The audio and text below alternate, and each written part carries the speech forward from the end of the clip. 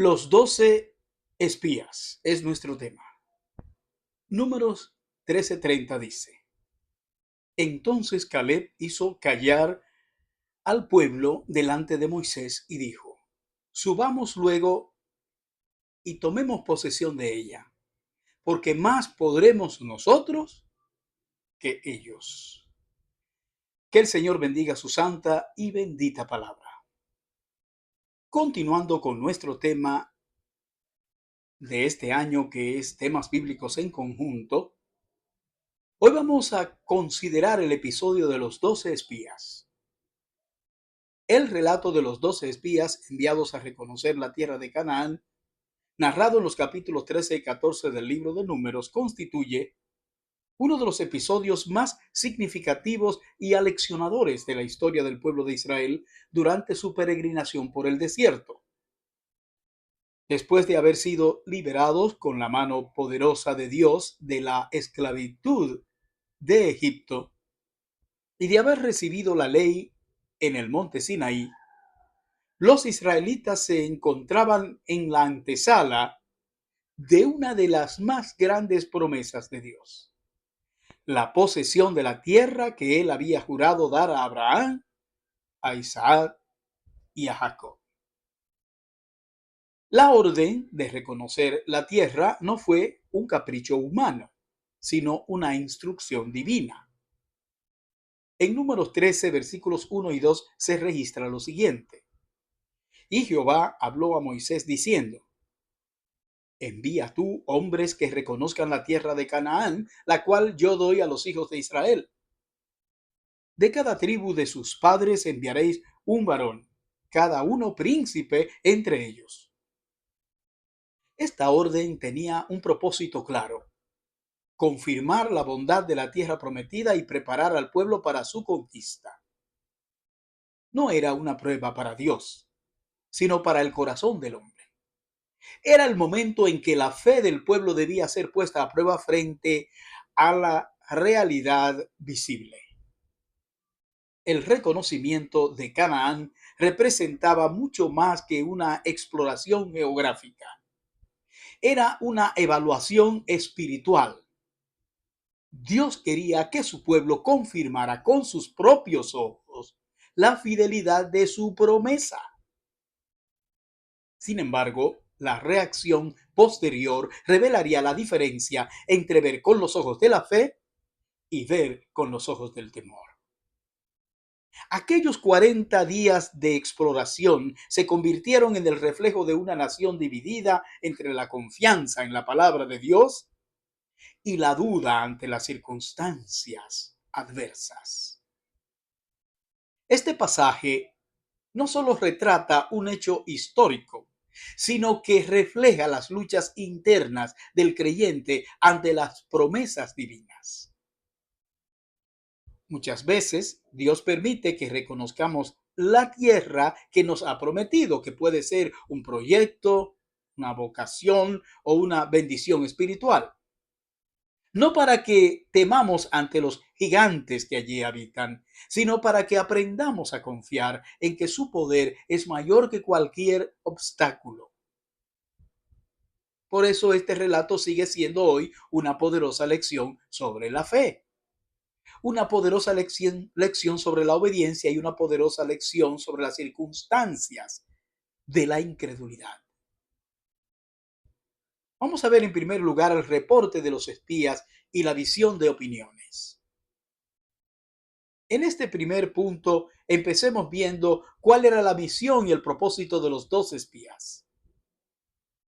Como sabemos, Moisés, obedeciendo el mandato divino, escogió 12 hombres, uno por cada tribu de Israel, según nos dice Números 13, versículos 3 al 15.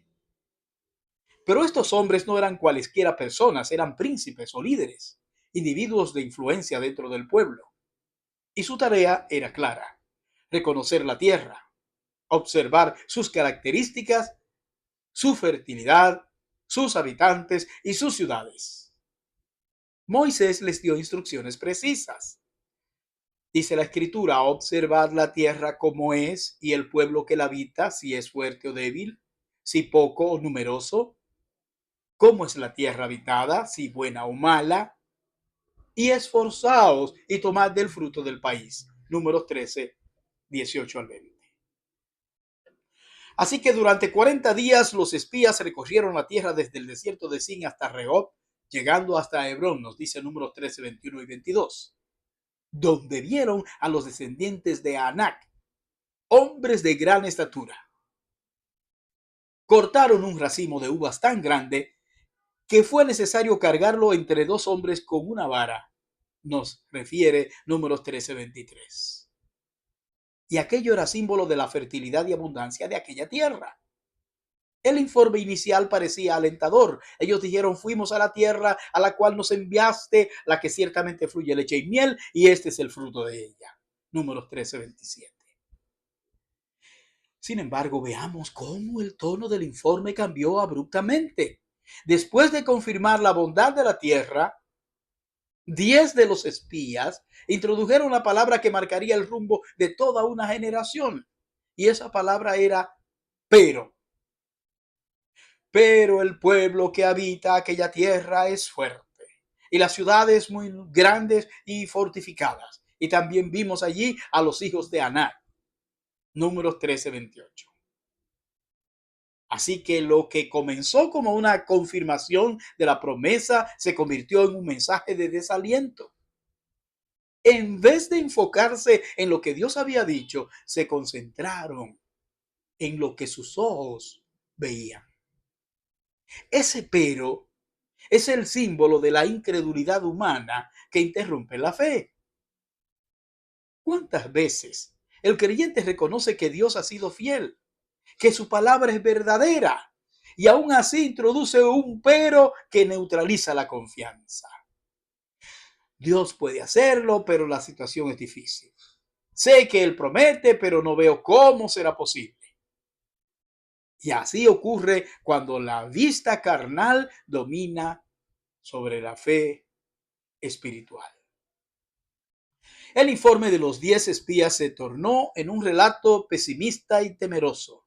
No podremos subir contra aquel pueblo porque es más fuerte que nosotros. Números 13:31. Pero además exageraron la realidad al afirmar, toda la gente que vimos en medio de ella son hombres de grande estatura y éramos nosotros, a nuestro parecer, como langostas. Números 13, 32 y 33. La exageración del miedo distorsionó la verdad. Cuando la fe se ausenta, la imaginación se convierte entonces en instrumento del temor. Pero en medio del ambiente de miedo, Caleb y Josué se destacaron por su fe y su valentía.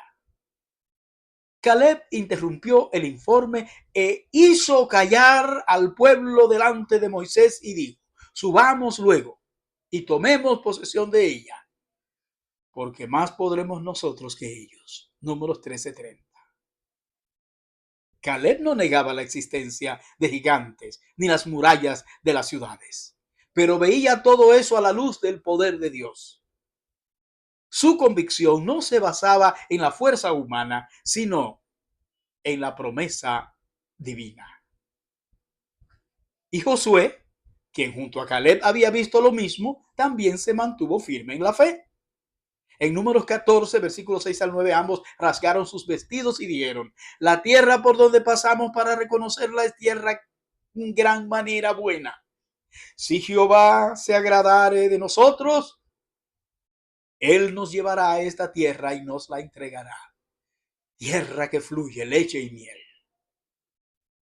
El secreto de su confianza estaba en esa frase. Si Jehová se agradare de nosotros.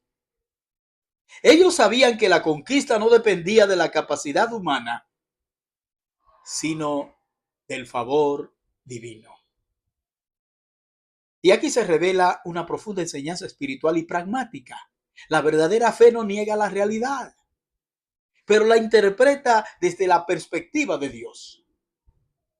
Los obstáculos existen, los gigantes están allí, pero la fe reconoce que ningún obstáculo puede frustrar una promesa divina. Caleb y Josué miraban con los ojos del espíritu lo que los demás veían con los ojos de la carne. Esa diferencia de visión determinó el destino de toda una nación. En segundo lugar, veamos cuál fue la reacción del pueblo y la consecuencia divina. El informe negativo de los 10 espías provocó una reacción en cadena entre los israelitas. En Números 14:1 se describe la escena. Dice: entonces toda la congregación gritó y dio voces, y el pueblo lloró aquella noche. Quiere decir que la fe se desvaneció y el miedo se apoderó de la multitud. Lo que debía ser una celebración de fe se convirtió en una crisis de incredulidad. El pueblo murmuró contra Moisés y Aarón diciendo: ojalá hubiéramos muerto en Egipto o en este desierto. Números 14:2. La desconfianza los llevó a idealizar el pasado y a rechazar el futuro que Dios les ofrecía. La murmuración se transformó en abierta rebelión. Incluso llegaron a proponer: designemos un capitán y volvámonos a Egipto. Números 14:4. Y aquí se revela la tragedia de la incredulidad. Cuando el hombre pierde la visión de Dios, tiende a regresar a la esclavitud que antes despreciaba. Espiritualmente, este es el momento en que el creyente, al perder la fe, vuelve a sus antiguas costumbres o busca refugio en su propia lógica, rechazando de esta manera la dirección divina. Frente a esta rebelión, Moisés y Aarón cayeron sobre sus rostros en señal de humillación, nos dice Números 14:5. Mientras Caleb y Josué trataron de persuadir al pueblo, pero la respuesta fue violenta. Entonces toda la multitud habló de apedrearlos. Números 14:10. En ese momento, la gloria de Jehová apareció en el tabernáculo como señal de su presencia y juicio. Y Dios expresó su indignación. Dice la escritura: y Jehová dijo a Moisés: ¿hasta cuándo me ha de irritar este pueblo? ¿Hasta cuándo no me creerán con todas las señales que he hecho en medio de ellos? Números 14:11. Las palabras de Dios reflejan una profunda tristeza divina ante la incredulidad humana. No era solo desobediencia, era una negación de su carácter. Ellos habían visto el poder de Dios en Egipto, el mar dividido, el maná, el agua de la roca, y aún así dudaron. Moisés entonces intercede con humildad y valentía, recordándole a Dios su misericordia y su nombre entre las naciones. Números 14, versículos 13 al 19. Y Dios en su gracia respondió: yo lo he perdonado conforme a tu dicho. Números 14:20. Sin embargo, el perdón no anuló las consecuencias. Dice entonces Dios: mas tan ciertamente como vivo yo y mi gloria llena toda la tierra, todos los que vieron mi gloria no verán la tierra. Números 14, 21 al 23. Y el juicio de Dios fue claro y proporcional. Por cada día que los espías reconocieron la tierra, el pueblo vagaría un año en el desierto, es decir, 40 años. Números 14:34. Esa generación incrédula no entraría a la tierra prometida, excepto Caleb y Josué. Dice el versículo 24: pero a mi siervo Caleb, por cuanto hubo en él otro espíritu y decidió ir en pos de mí, yo le meteré en la tierra donde entró. Números 14:24. Ese otro espíritu de Caleb representa la actitud de fe que agrada a Dios. No era un espíritu de duda ni de miedo, sino de obediencia y confianza. La diferencia entre Caleb y los demás no fue la información recibida, sino la interpretación espiritual de esa información. Todos vieron lo mismo, pero solo algunos creyeron lo que Dios había dicho. El castigo divino fue, además, pedagógico. Dios no actuó por ira irracional, sino por justicia. Él necesitaba formar una nueva generación que aprendiera a confiar. Por eso los hijos de los incrédulos serían los que entrarían en la tierra. Números 14:31. La incredulidad de los padres se convirtió en el desierto de los hijos, pero la fidelidad de Dios permanecería para siempre. En esto se revela una gran verdad escritural. Dios puede castigar el pecado, pero nunca revoca su promesa. La tierra seguiría siendo dada a Israel, pero solamente a los que creyeran. Finalmente vamos a ver la lección de la fe y las promesas de Dios. Es importante que veamos el contraste entre la fe y las promesas de Dios. El episodio de los 12 espías nos enseña que la fe no depende de las circunstancias visibles, sino de la confianza en el carácter de Dios. Los espías incrédulos vieron los gigantes y se sintieron como langostas. Caleb y Josué vieron los gigantes y se sintieron respaldados por el Dios Todopoderoso.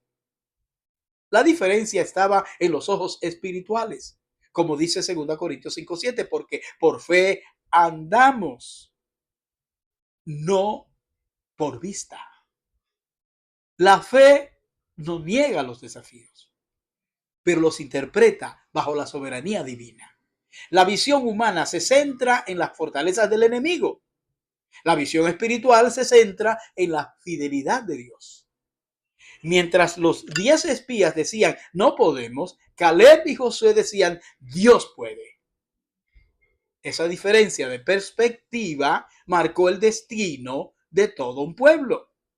Hebreos 3:19 resume la tragedia de la siguiente manera y vemos que no pudieron entrar a causa de incredulidad. La desobediencia siempre trae consecuencias. La generación que dudó de Dios murió en el desierto, sin ver cumplida la promesa.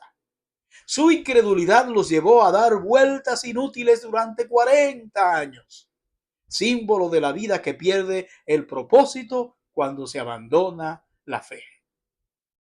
Números 14:32 lo expresa con dureza.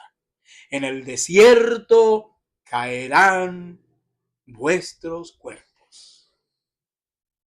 El desierto, en la experiencia espiritual, representa el lugar donde se estanca la vida por falta de fe. Muchos creyentes viven espiritualmente en el desierto, no porque Dios los haya abandonado, sino porque han dejado de creer en sus promesas. La incredulidad paraliza, mientras que la fe avanza. La desobediencia en este contexto no es solo un acto de rebeldía externa, sino una actitud interna de desconfianza. Sin embargo, aún en medio del juicio, Dios mantuvo su misericordia. Los hijos de los incrédulos entrarían a la tierra demostrando que las promesas de Dios trascienden las generaciones.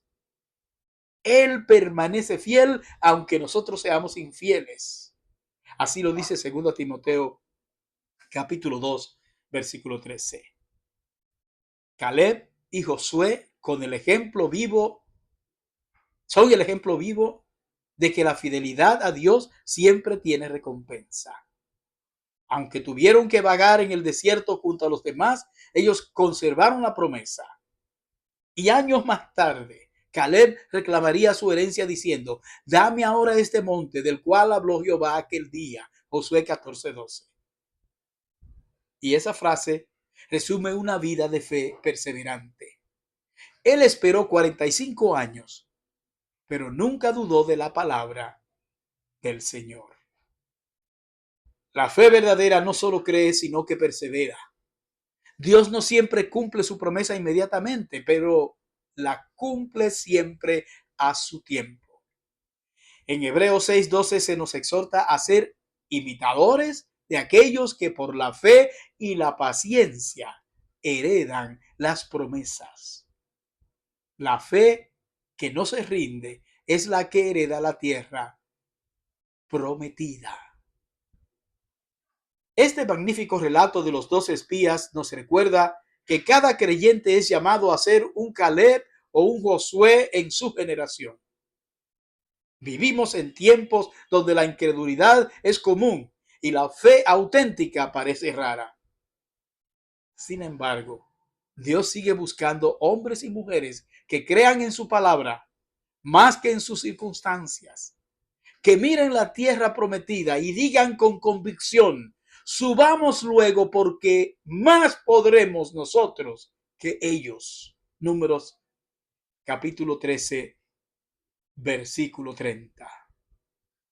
La historia nos enseña que la incredulidad tiene un precio alto, pero la fe tiene una recompensa eterna.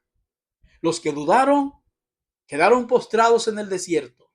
Los que creyeron heredaron la tierra. Así también, en la vida cristiana, la fe nos lleva del desierto a la promesa.